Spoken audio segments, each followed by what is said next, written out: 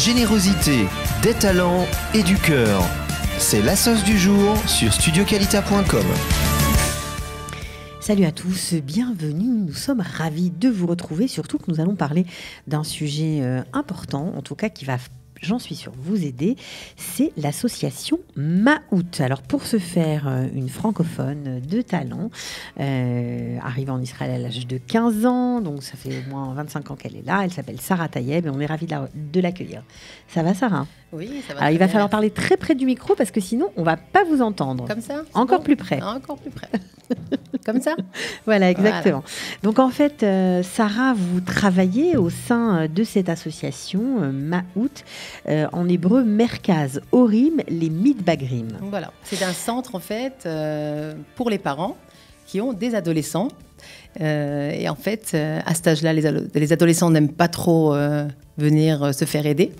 Et donc, en fait, on donne la possibilité aux parents de venir et de traiter les problèmes qu'ils ont. Alors, c'est une association qui existe depuis combien de temps ? Alors, Maout, ça fait une dizaine d'années que ça existe. Ça fait partie, en fait, d'une grosse association le Machon Samit, que beaucoup connaissent et qui traite en fait de l'adoption. Et tout particulièrement. Et puis en fait, c'est quelqu'un qui a eu l'idée d'ouvrir ce centre. Il se trouve à Jérusalem et malheureusement, c'est que pour les habitants de Jérusalem. Ok. Alors, pour les habitants de Jérusalem, d'accord, mais qu'est-ce qu'on y fait au sein de Maout ? Quelle aide vous apportez aux parents et quelles sont les équipes qui travaillent ? Ok, donc on est une équipe de 10 psychologues, assistantes sociales. On fait de la thérapie. C'est-à-dire que... Vraiment de la thérapie ? De la thérapie, oui. C'est vraiment de la thérapie.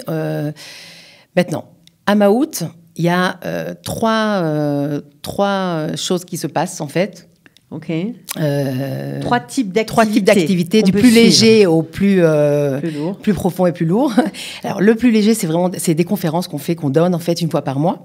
Des conférences sur toutes sortes de sujets. C'est gratuit, tout ça ? Tout ça est gratuit. Sont gratuites. Voilà. Même les conférences, lorsqu'on vient de l'extérieur, on peut assister. On appelle, on s'inscrit et on vient.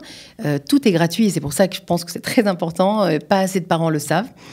Et pas assez de francophones le savent. Pas assez de francophones le savent. Pas toujours. Il y avait en fait des psychologues francophones à Maout. Moi, ça fait 8 ans que je travaille là-bas, donc c'est vrai, mais c'est vrai que c'est pas assez connu. D'accord, donc vous êtes là pour rétablir les choses et pour donner peut-être la chance à des parents qui en ont besoin de connaître votre existence, tout simplement. Alors, des conférences, une fois par mois, sur quel type de sujet ? Alors, tous les sujets qui touchent à l'adolescence. Ça peut être un sujet sur comment parler de la sexualité à l'adolescence, le problème scolaire des adolescents qui ont moins de motivation à cet âge-là, le problème relationnel avec les parents. Ça peut être les sorties, les dangers à cet âge-là, le téléphone, plein de choses, vraiment plein de choses. La drogue, bien entendu, toutes les choses qui touchent à cet âge-là. On invite des personnes extérieures, c'est pas toujours nous qui faisons les conférences.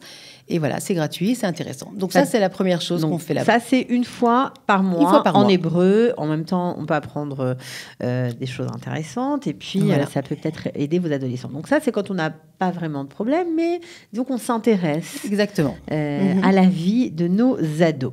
Alors ensuite... Qu'est-ce qui existe ? Voilà, la deuxième activité qui existe, c'est une fois par an, après les fêtes à peu près, là je suis en plein dedans, on fait des groupes de parents, on accueille des groupes de parents qui n'ont pas vraiment un problème grave avec leur adolescent, mais qui commencent à sentir que cet âge-là est intéressant, spécial, challengeant exactement, et qui se demandent qu'est-ce qui se passe. Donc en fait, c'est un groupe de parents. Ce sont des groupes de parents, ok, mais ce sont des groupes de parole. On parle entre nous. Nous, on donne un petit peu de savoir sur cet âge-là. Les parents racontent un petit peu quelles sont les difficultés, qu'est-ce qu'ils voient à la maison. Et les parents parlent entre eux. Nous, bien sûr, on donne un petit peu c'est nous qui dirigeons le groupe, donc on donne notre avis un petit peu professionnel, mais c'est très intéressant et ça aide beaucoup les parents. Alors pourquoi? C'est par exemple, pour une même situation, on se rend compte de la différence des réactions des gens, de chacun. Complètement. Il y a un parent qui va raconter quelque chose et qui va dire comment il a réagi, un autre parent qui va dire mais pourquoi? Mais moi, j'aurais pas du tout fait la même chose.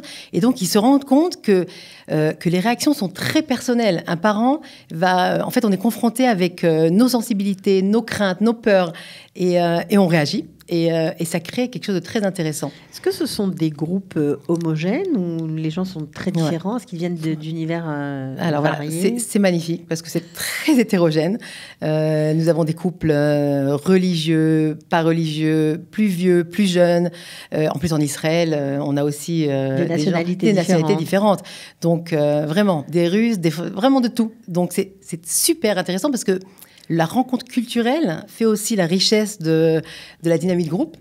Et ça nous montre à quel point, très souvent, le comportement de notre enfant en général, mais surtout à l'adolescence, dépend de nous parents, en fait, et de la façon dont on va voir les choses, dont on va comprendre les choses. Et c'est vraiment très intéressant. Voilà, donc ça, c'est en fait l'activité aussi légère, parce que c'est 10 séances, 10 à 16 séances, donc c'est pas très long. Et voilà. Donc en fait, et puis l'activité maintenant, la troisième activité qui est en fait l'essentiel à Maout, c'est en fait une thérapie qui va durer 1 an au minimum. Alors ça, c'est très intéressant et c'est aussi beaucoup pour ça qu'on tenait à vous avoir ici. C'est qu'il existe dans notre belle ville de Jérusalem, pour les habitants de Jérusalem, un programme qui peut durer 1 an pour ceux qui ont des soucis plus sérieux avec leurs adolescents, qui n'en arrivent pas à bout, qui ont vraiment l'équilibre familial qui est un petit peu rompu parce que les adolescents ne suivent plus du tout le rythme familial. Alors là, il y a des rencontres, un programme spécial pour cette famille qui dure 1 an et qui est totalement gratuit.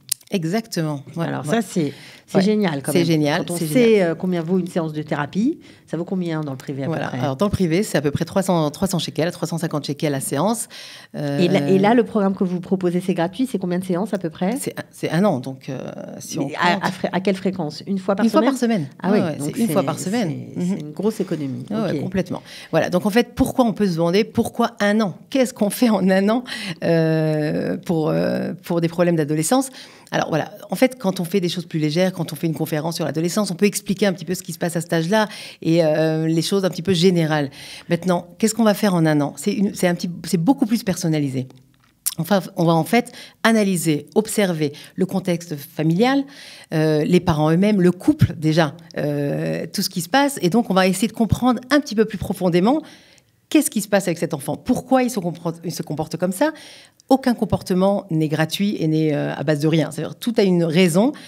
Et souvent, parfois, c'est... Alors, c'est vrai ce que vous dites, très vrai, notamment pour les Olim Hadashim. Parfois, l'Alia est aussi un révélateur, un choc. Et certains enfants basculent.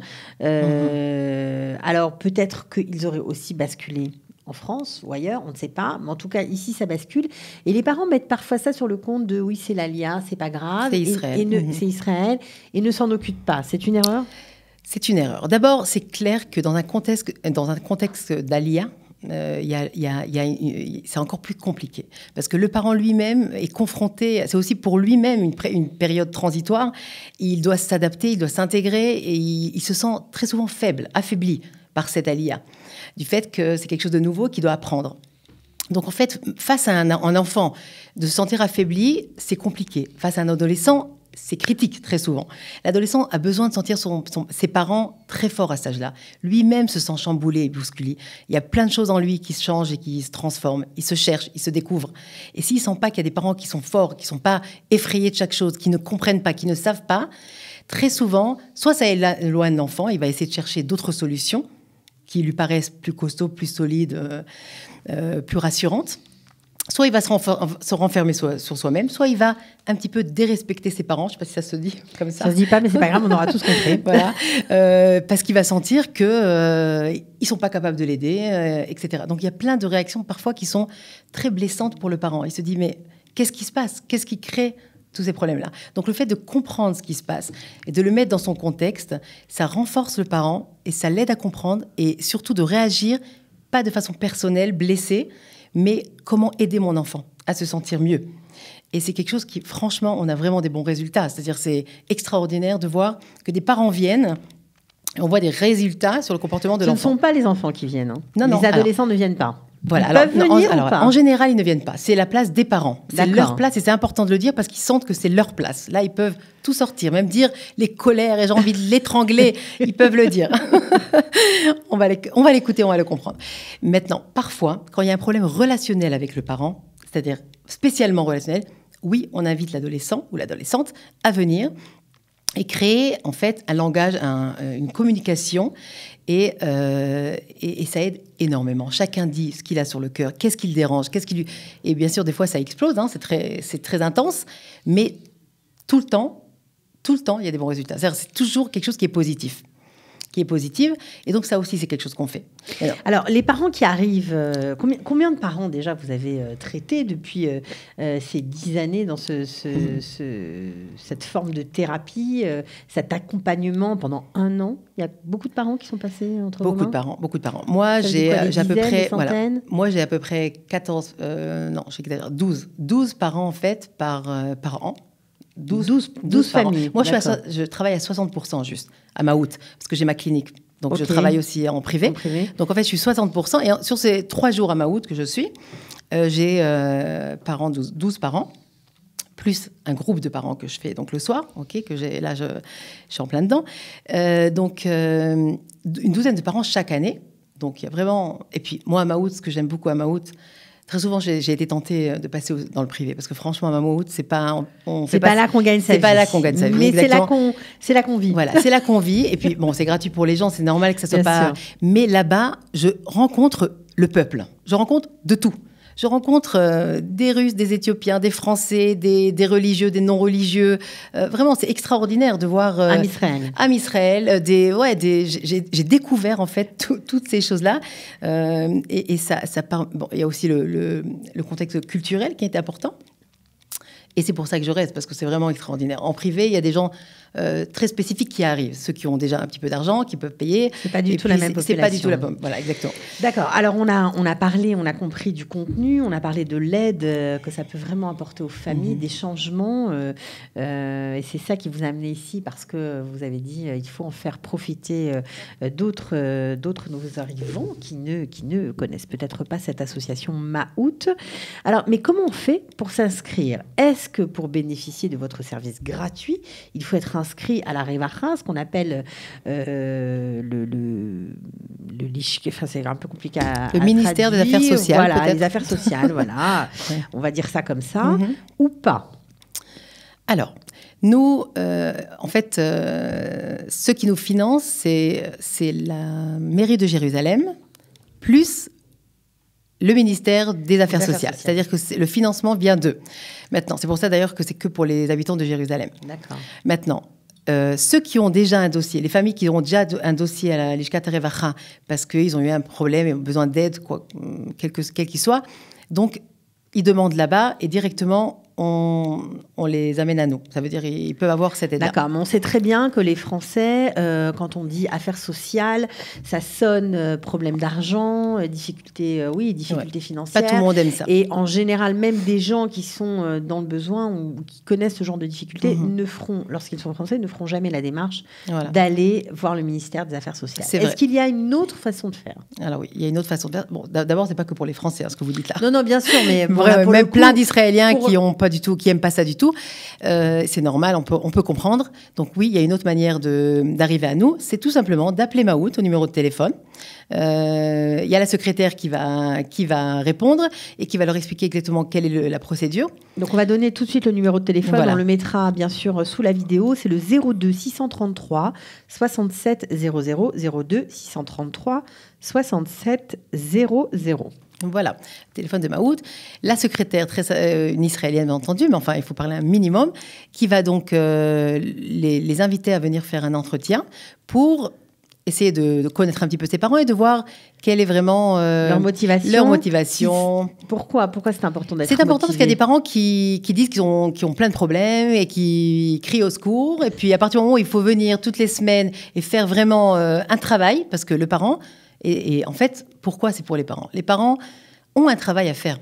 L'adolescent, il réagit. La plupart du temps, un adolescent ressent certaines choses. Il a des difficultés.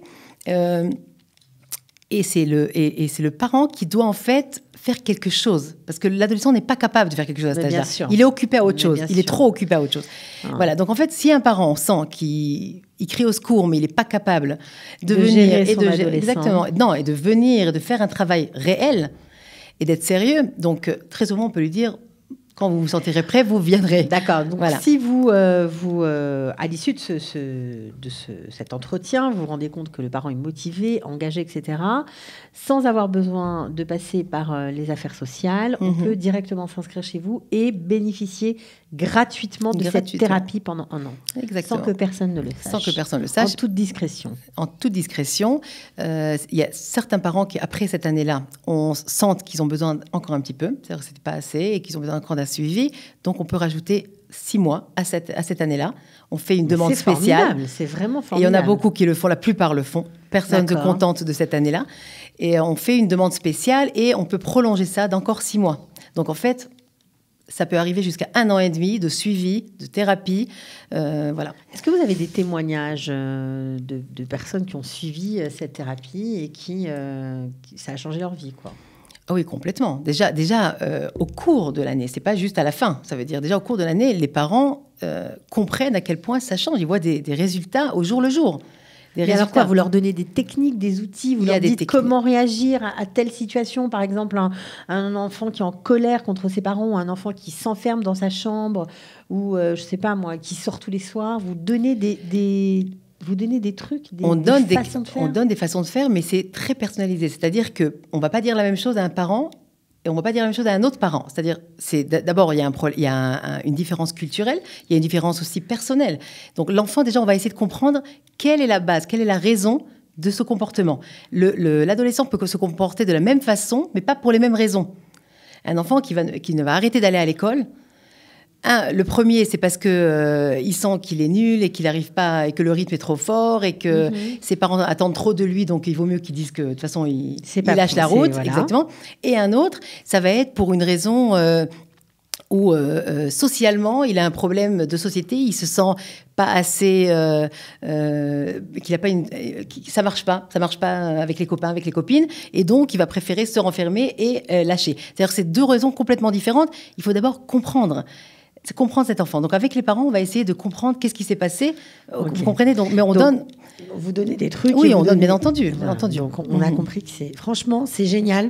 Nous, chez Qualita, on a adoré cette association Maout. On espère que ça vous aidera. Franchement, décrochez votre téléphone. Si vous voyez que vous commencez à perdre pied chez vous, c'est dommage d'arriver à des situations catastrophiques. Tout se rattrape. Tout peut s'améliorer. Voilà. Une petite chose quand même que j'aimerais dire, cet âge-là, l'âge de l'adolescence, qui est un âge transitoire, il est passionnant. Les ados, vous. Moi, je les adore. C'est peut-être parce que je suis restée un petit peu comme ça, moi aussi. On va vous présenter Bernard. On a une émission spéciale ado. On va vous le présenter. Avec plaisir. Mais j'aimerais que les parents n'oublient pas que c'est un âge extraordinaire où on redécouvre son enfant. Lui-même se redécouvre, mais c'est passionnant. Et si on n'a pas peur... C'est génial. On peut aller très loin avec les adolescents. Exactement. Ok, bon, alors, on espère que le message aura été entendu. Merci beaucoup, beaucoup, Sarah Tayeb, d'être venue. Vraiment, c'était génial. Et on est content d'avoir pu mettre en lumière cette très belle association Maout. À très bientôt. Au revoir.